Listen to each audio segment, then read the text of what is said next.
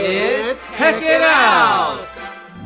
This week in Tech It Out, Simon's going over how to reopen a closed tab in Chrome. And Jeff will be advocating for Meteor Mentors, not Meteor Police, with Meteor Mentor Month. Catherine will wrap up the iMovie intro. Finally, Mike will talk about how to use Spotlight like a pro. Tech It Out! Have you been in a situation where you've had a whole lot of tabs open, or even just a couple of tabs, and you decide to close a few tabs? So here I am, closing some tabs. Then you realize, wow, they're the tabs I want to be working on. So to solve that problem, I just come up to File and click on Reopen Closed Tab. Or I can use the Shift Command T button. This time I'm just going to click. And that tab has loaded back up. This time I'm going to use the keys Shift Command T, and you can see now that the tab has opened up. Now we have two ways to reopen tabs that we have closed.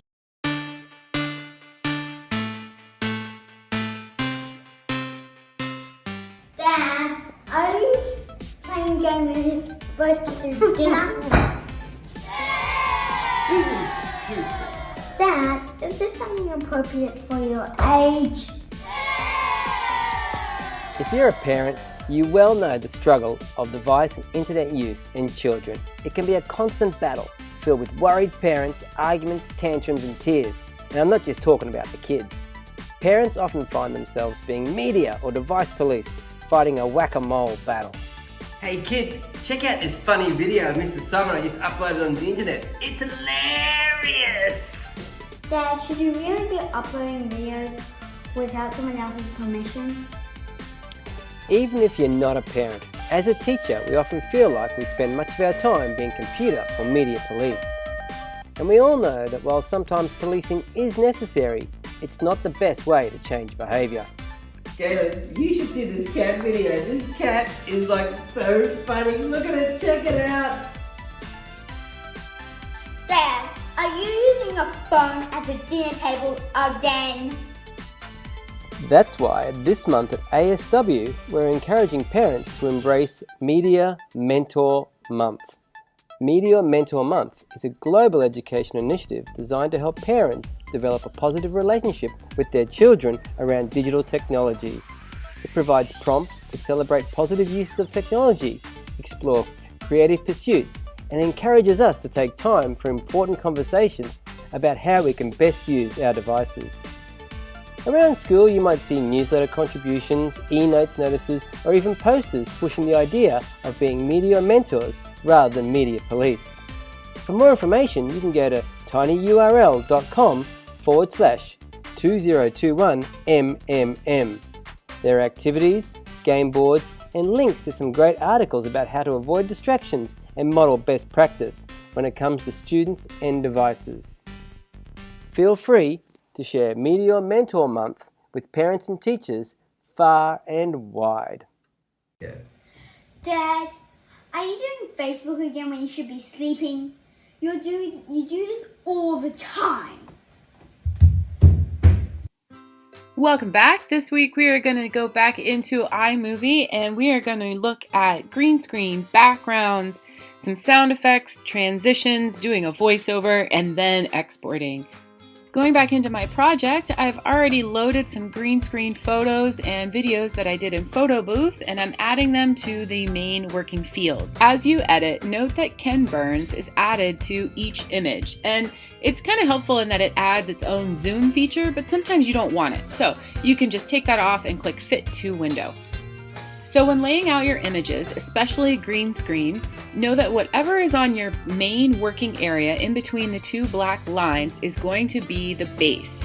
So think about that when you are layering on your green screen, because the green screen, we want to fade out the background. You want to make sure that base layer shows through. This is the same when you might want to do a picture-in-picture or you're adding text.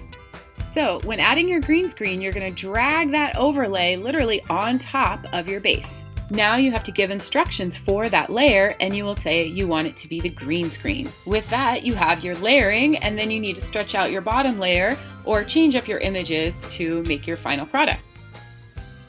Hi, this is Catherine. I'm coming to you from the grade 5 storage room, which is where we have one of our green screens in the elementary. We also have another one in the art hallway right across from Miss Finn and Miss Aga's classrooms. Another one will soon be popping up in the grade 4 hallway just in front of the elementary staff. And there is another one in the middle school next to Miss Kasha's sound environment that you can use for your recording. If there is one that's not available to you, please come talk to us. We also have a pop-up one in the office that you can set up your own green screen anywhere, because it's super fun to transport yourself to a variety of different locations without having to go anywhere at all. So have some fun with green screen, and you can play around with the different preloaded backgrounds on the background tab. You can also go to Image Quest, where you can find a variety of images for free, but be sure to give credit. And speaking of credit, we'll move on over to the Titles tab. Here are a variety of text options to add to your project. You can add a title page, you can add a transition page, or just like you did with the green screen, you can layer it on top of an image or a video that you already have. When editing your text, you can choose from different fonts, sizes, and alignment. Also, your color wheel, you can pick just the right color that you'd like to match for your project.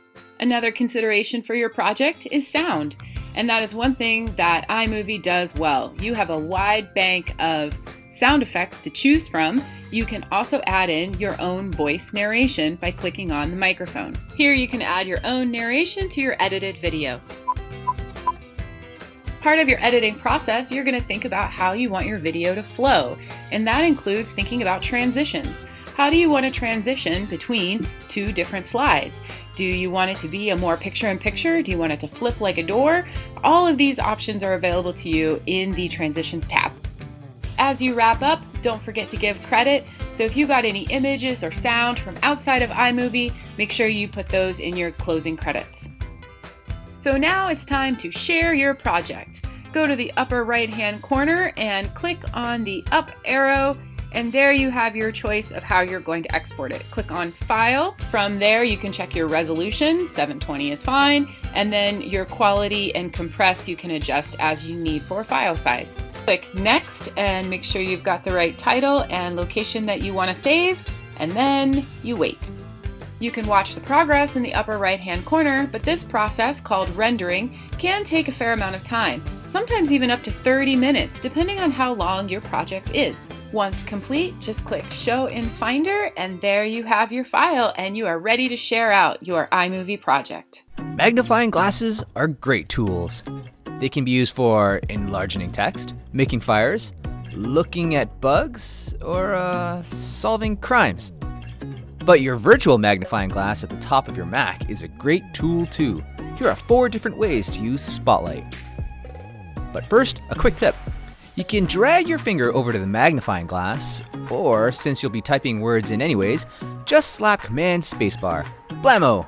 You're ready to rock. You may already know you can open up applications or look for documents, but here are 4 other ways you can use Spotlight that you might not know about. Siri Knowledge. If you want a quick lookup of what something is, type it in Spotlight and click on Siri Knowledge, and it'll show a summary of what that thing is. A quick calculator. Type in your quick calculations and you don't even have to type in the enter sign. Unit conversions. Are you confused with ounces and pounds and yards and gallons? Fear not. Spotlight can help you convert to units more universal. Defining words. Someone called me a galah in the office the other day, and I wasn't sure what that was. So I clicked on Command Spacebar, typed in the word, clicked on Define, and bam! There's the definition. A type of bird? I guess that's nice. There you have it. Try Command Spacebar and give it a whirl.